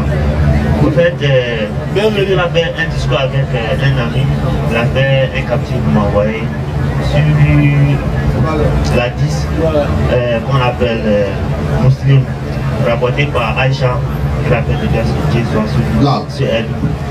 Le messager d'Allah m'a épousé alors que j'avais 6 ans et il a consommé le mariage avec moi lorsque j'avais 9 ans. Donc je voudrais que vous m'expliquiez un peu. Ma deuxième question est que ma deuxième question. C'est quoi? Celui qui t'a posé la question, il est quoi? Donc c'est un chrétien. D'accord. Il faut lui demander dorénavant. Écoutez, hein. Il faut lui demander. N'importe quel chrétien qui va te demander, dis-lui. Ok. Maintenant là c'est mauvais, non? Il va te dire oui. Écoute, hein. Est-ce que tu peux nous donner un verset biblique? Une source biblique qui condamne ce mariage-là? C'est tout. Faut même pas tourner à lui pour chercher. C'est un muslim, non? Il va pas trouver. On a fait des lives et des lives sur ça. Aucun chrétien, ni Kémite même d'ailleurs, n'était capable de sortir. Les Kémites ont parlé de ça, on leur a dit la même chose. Une source selon laquelle ce mariage serait problématique. Enfin! Il n'y a pas! Il n'y en a pas! Ne cherchez pas à dire non, c'est 19 ans, c'est 18 ans, il y a divergence. Notre divergence nous concerne, ça ne concerne pas les mécréants. Notre divergence, là, c'est nous on en parle. Eux là, c'est 9 ans, ils n'ont qu'à prendre quoi, mais ils n'ont qu'à envoyer une source biblique. Et ce soit biblique. Qui condamne ça. Traditionnaliste. Et puis c'est fini. Judaïque. Même Kémitis, la dernière de la classe. Tu sais pourquoi il ne pourra pas? Qui montre que c'est pas bon. Parce qu'il y a 1 Corinthiens 7, quoi, le verset 39, 36 là-bas, tu vas voir. Là-bas, là, on te dit de marier ta fille lorsqu'elle est pubère. Pubère veut dire quoi? Une fois que la fille a vu sa menstruation, qui est la purification naturelle, et qu'elle remplit les critères de la puberté que nous connaissons, elle est apte au mariage. Je parle de l'âge nubile. Que ce soit dans la coutume africaine, que ce soit à l'église, une fois qu'une femme est pubère, c'est à cause de loi de bain, il bavette. C'est clair. Sinon les femmes ne mettent ça. Sinon en Afrique, ici, quand un père, sa fille commence à voir ces trucs-là, on connaît. Il est déjà découragé. Parce qu'il sait que là, il peut faire face à un truc inattendu. Automatiquement, normalement, un père conscient, il cherche à lui donner l'éducation, excusez-moi, sexuelle. Pour ne pas qu'elle tombe dedans. Il commence à lui parler de ce qui se passe entre l'homme et la femme. Parlez de ça avec vos enfants. Pose la question de dire, est-ce que le mariage là c'est bon? Est-ce que c'est une bonne chose? Il va dire non. Maintenant c'est sur la base de quoi toi tu dis que c'est pas bon. Comme tu es chrétien, donne-nous un verset biblique qui condamne ce mariage. Si c'est un kémite, donne-nous une preuve de la coutume africaine qui condamne ce mariage. Tu vas voir que il va se lever pour partir. Le débat est fini. C'est tout. Parce que c'est une réalité d'une époque. C'était une réalité à une époque. 7e siècle, c'était pas un problème. Sinon, les gens cherchaient un argument pour chasser Mohamed, non? On cherchait argument pour dire qu'il est faux. Mais ils allaient pondu sur ça en même temps pour dire qu'il est faux. Mais ils n'ont pas fait ça parce que c'était leur réalité. C'est comme quelqu'un du 7e siècle qui vient dire chanteur, pourquoi vous roulez dans la voiture? Et il dit il est normal comme ça. Vraiment. Mais montez si toi, pourquoi vous montez dans la voiture? Chacun sa réalité. Donc on ne peut pas venir parler de ça après. Rapidement, voilà. Et ma deuxième question est que le prophète d'Ali qu'on appelle la Matthieu 2, verset 11. Ah, t'as vu dans Matthieu. Un musulman qui vient dans Matthieu. Le chrétien là qui l'a donné ça. Souvent, c'est qu'on la ramène à la place. Mais bon, Matthieu 2, le verset 11. On dit quoi? Il entrait dans la maison, vit le petit enfant avec Marie, sa mère, se prosternait et l'adorait. Il ouvrit ensuite les trésors. Il lui offrit un présent de l'or, de l'encens. D'accord. C'est bon, question, adorer. C'est ça, ok. Ça, mais il y a un problème. Qui l'a adoré? Le monde, c'est qui?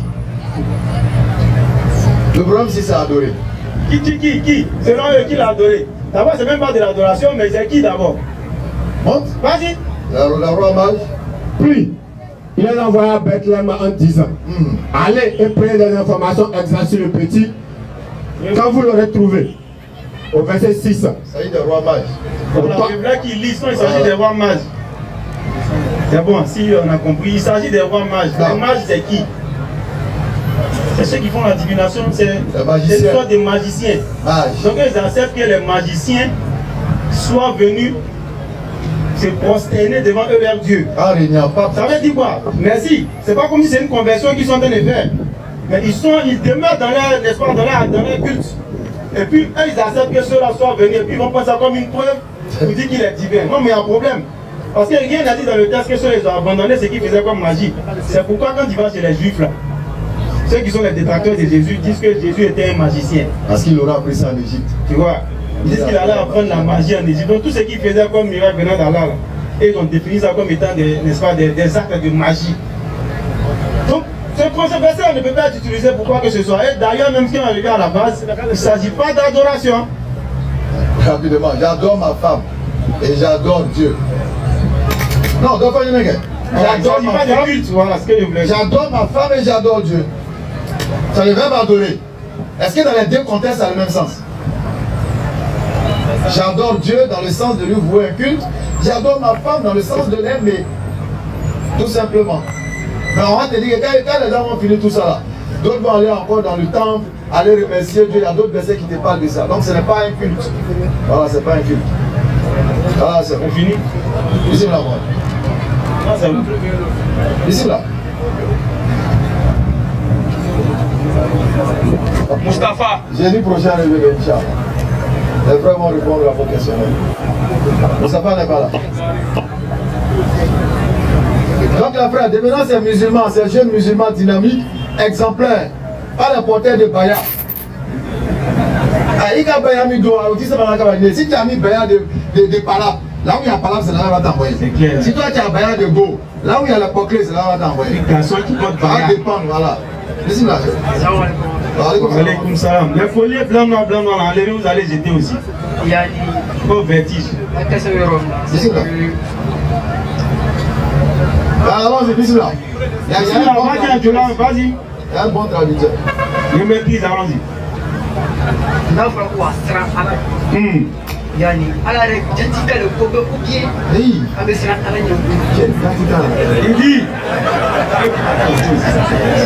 il dit quand on dit on crée Allah, est-ce qu'on crée Allah à cause de sa divinité ou bien comme nous ou bien voilà, ça correspond à l'aya. Quoi?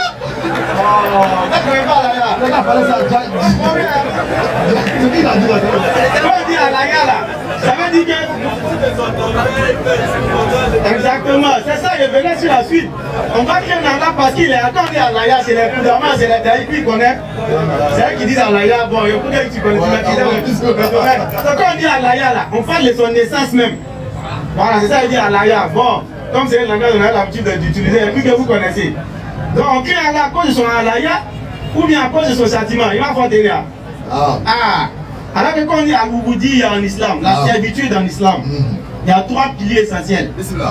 Il y a d'abord le fait d'aimer Allah. L'amour d'Allah, ça c'est la première des choses qui doit nous faire craindre Allah. Non. L'amour d'Allah, ensuite l'espoir en sa miséricorde, et puis la crainte de son châtiment. C'est les trois là qui font de toi un serviteur d'Allah. Et tout est appuyé par des versets coraniques. Il faut d'abord aimer Allah. Pourquoi aimer Allah? D'abord quoi? Allah il t'a fait sortir dans le ventre de ta maman, il t'a créé là-bas. Là dans la monde, tu connaissais rien à ce moment-là. Tout ce que tu as, comme n'est-ce pas, membres qui te permettent d'entendre, de voir et de raisonner là. Allah dit que c'est lui qui t'a donné tout ça là. Donc il faut l'aimer d'abord par quoi? Parce que là il t'a fait trop de bienfaits. Ensuite tu dois encore avoir espoir en sa récompense. Il faut espérer en Allah. Tu vois là? Parce que là il va dire dans un verset de la sourate, je crois dans la sourate 7. Donc le fait d'avoir espoir dans le bienfait d'Allah, ça va t'emmener à être parmi ceux qui font le bien. Et en dernier lieu, maintenant, il faut craindre son châtiment. Parce que si ce n'est pas de ceux qui, n'est-ce pas, craignent Allah et qui suivent les ordonnances divines, forcément tu auras, n'est-ce pas, à subir son châtiment. Donc c'est les trois qui font, n'est-ce pas, le serviteur. Quand on est un serviteur, ces trois éléments doivent être en lui. L'amour d'Allah, l'espoir en sa récompense et puis la crainte de son châtiment. Sans les trois là réunis en un homme. Et les savants même te diront que c'est comme un oiseau. L'oiseau il est comment? Il a sa tête, il a ses deux ailes. Est-ce que sans tête l'oiseau peut voler? Pas du tout. C'est pas possible. Ce qui lui permet de se guider, ça se trouve dans sa tête. Les pieds, n'est-ce pas, magnétiques là. Donc l'oiseau se guide au travers de sa tête. Si l'oiseau a une seule aile, là il peut voler. Pas du tout. Alors l'oiseau qui vole comme ça. Donc il a l'espoir ici sur une aile. Ça c'est bon. Maintenant il faut la seconde aile qui lui permettra de faire quoi? De voler et puis de s'orienter. Donc c'est les trois là qui doivent subsister en le serviteur d'Allah. Il doit d'abord aimer Allah. Comme il a dit tout à l'heure, selon le verset, de toute sa force, de toute son âme, de toute sa pensée. Ça c'est coranique d'abord. Ensuite il doit avoir espoir en la récompense d'Allah et puis il doit craindre le châtiment d'Allah. Donc c'est les trois. Ça va. Il y a une question franche. Comme Bismillah. Il y a une document Masat Kumara. Il dit ça. Il dit ça. Il dit ça. Dieu ne parle pas. Dieu ne parle pas. Dieu ne parle pas. Ah bon, ok.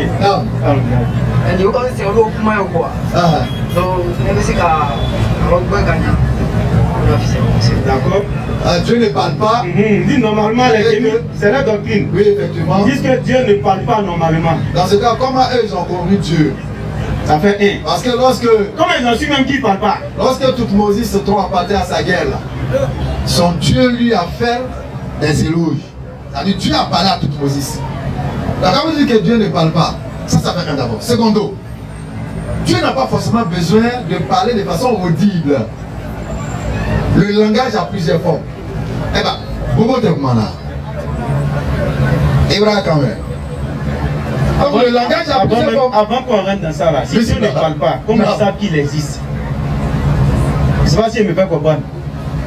Nous, c'est au travers du Coran qu'on sait que Allah il est là, qu'on sait comment Allah il est, au travers de sa description qu'il a donnée dans le Coran. Ça nous permet de savoir qu'il y a une divinité qui est au-dessus de tout. Ça, c'est au travers de sa parole.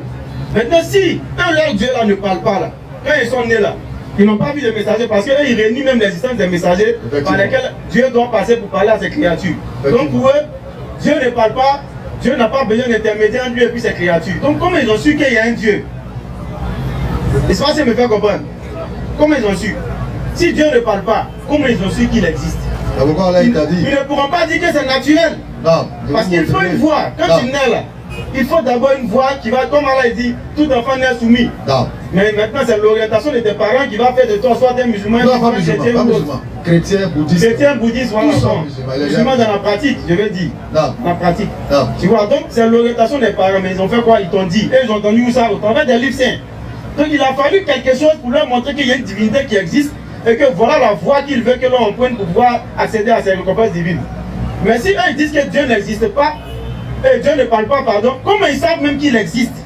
Parce qu'il faut qu'il parle pour montrer son existence. Et donc déjà il tombe.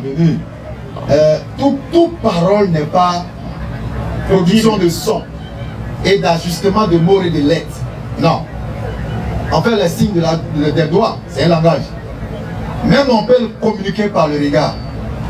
Donc là, il dit, je vous montrerai des signes dans le ciel, sur terre et en vous-même. Effectivement. Mais à quoi servent les signes là? Les signes nous permettent de communiquer avec Dieu. Ibrahim alayhi salam, il a médité sur la création. Il a communiqué avec son Seigneur par la méditation. Donc le Créateur parle d'une manière ou d'une autre. Et ils veulent entendre. C'est pourquoi Dina est trop là. Dieu m'a parlé. Dina il a mort. Les Kémites même sont un danger pour l'Afrique. C'est clair. Pendant qu'il y a la pauvreté autour de nous, on nous manque à dominer la Carrefour. Et ils vont mettre la nourriture au Carrefour. Ils salissent. Est-ce que vous savez si en Côte d'Ivoire, dans un village de Baoulé, tellement le fétiche Kémite est sale. Faut y être donné, faut y être donné. Tellement c'est sale. Ils ont déposé de la nourriture à la havla, à la koubata, il l'a vida. Devant les fétiches. Il y a quelqu'un qui a pris cette nourriture à manger. Il y a un microbe qui a quitté du fétiche qui a tué plus de 21 personnes en Côte d'Ivoire ici. Est-ce que vous avez vu ça sur Internet? Rapport transmis par le ministère de la Santé. Effectivement. Tellement c'est sale. Il y a un radio de maïs, c'est propre. Quand guérit ta carbone, ça devient moi ça. Ça sent. Et ça dégage des bactéries, il y a des microbes. Les Kémites sont un danger pour la vie. Tu sais pourquoi? Parce qu'à leur époque et même aujourd'hui, et ils tuent les êtres humains. Ils prennent des êtres humains qu'ils offrent en sacrifice. Ton propre semblable. Et puis c'est des paresseux. Tu sais pourquoi? Ils n'aiment pas la concurrence loyale. Et qu'il y a un magasin pour gagner de l'argent. Effectivement. Pendant que toi tu te bats ta force, tu te bats ton courage, tu fais ta promotion, c'est un lâche. C'est tout ça le kémitisme. Hein? C'est un lâche. On est dans le travail, il se barricade des bailleurs et puis il s'en braqué. C'est un lâche. Il s'en va détruire la fortune d'autrui parce qu'il a des bailleurs autour de lui que son Dieu lui aurait donné. C'est un lâche. Voilà ce qu'ils apportent à l'Afrique. Et au-delà même de ça, ils vont croire que non, eux-mêmes c'est les plus gros esclavagistes du monde. C'est clair. Demandez à, comment s'appelle ce gars-là, Béanzin, gros esclavagiste. Il y a un autre qu'on appelle Gezo. Il a filé ça. Quand les Blancs voulaient arrêter l'esclavage, ils ont dit non, on ne veut pas, parce que c'est notre business. Parce qu'ils avaient besoin des captifs. Lorsqu'un grand roi mourait dans le Dahomey, on prenait les captifs et puis on les diable pour accompagner le roi. Jusqu'à présent, ça a lieu. Mais les gens font ça en cachette. On a un converti ici. Tu te souviens, moi? Oui, effectivement, bien même. Il dit, jusqu'aujourd'hui, ça existe.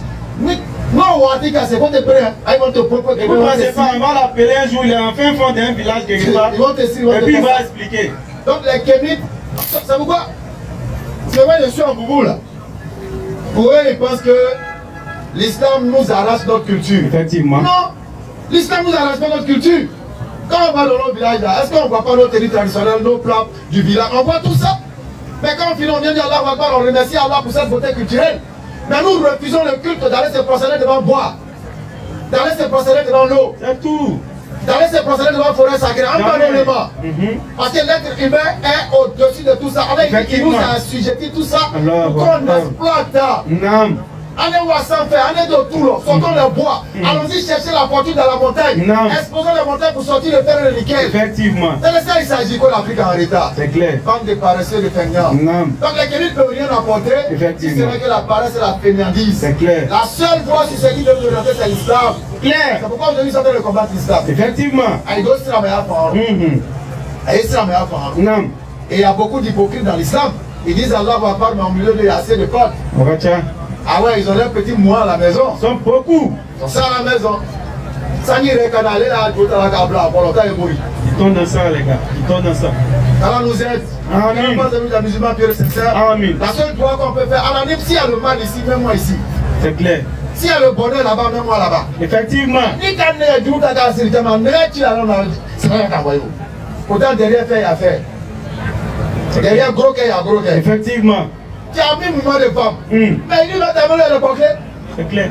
Et puis tu vas te tuer, donc c'est comme ça. Effectivement. Quand tu dis à Allah, Allah il est ton seul soutien. Non. Ayons seulement cette sincérité du cœur. Non. Sortons de l'hypocrisie. Effectivement. Sortons de l'hypocrisie. Devenons ces musulmans sincères et pieux là.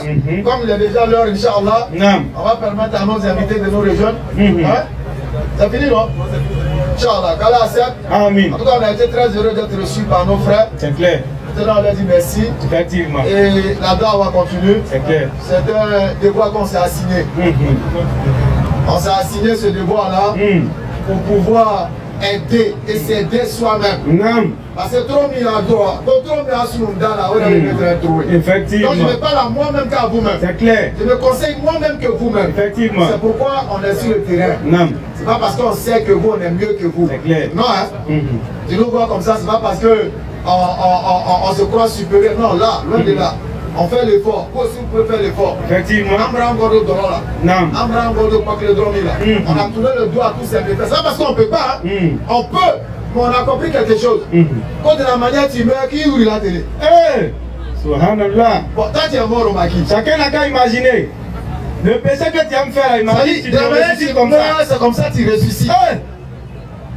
Ouais. Toi tu es mort en train de débalou. C'est bizarre, hein? Tu vas le nier comment? Parce qu'Alain de Coran, que l'homme est un grand menteur.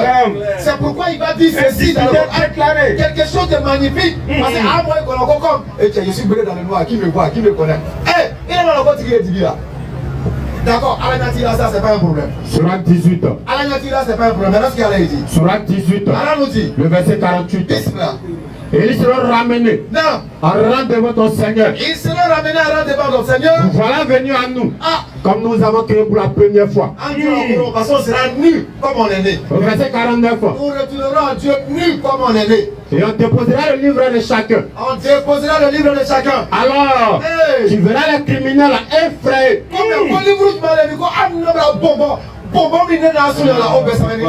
Alors, tu verras les criminels effrayés à cause de ce qu'il a dedans dit.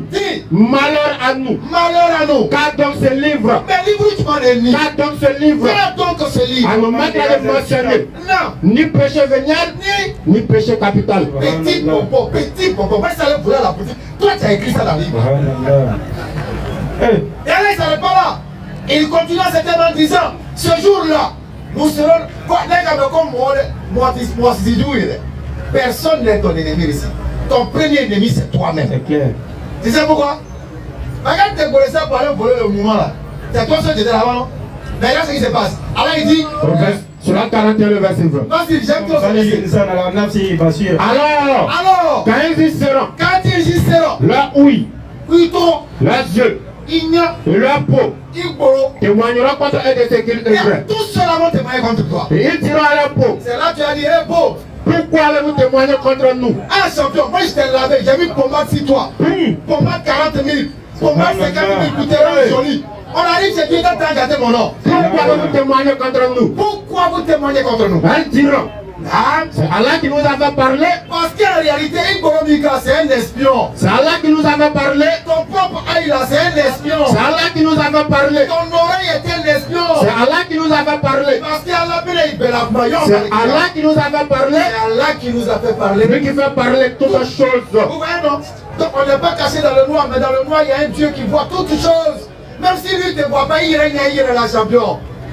Il règne là. Vous ne pouvez vous cacher. Vous ne pouvez vous cacher. Au point que niveau votre ouïe. Au point qu'il est trop. Niveau yeux. Ni tes yeux. Et niveau peau. Ni ta peau. Ne puisse témoigner contre vous. Bon, qu'est-ce qu'on peut dire encore à part ça? Comment prendre à la main? Comment signater là? Comment dire Subhanallah. Que nous puissions mourir en toute soumission. Et qu'il nous pardonne nos péchés. Qu'il fasse de nous des musulmans purs et sincères. Heureux d'être musulmans. Vive l'islam. Vive la dawa.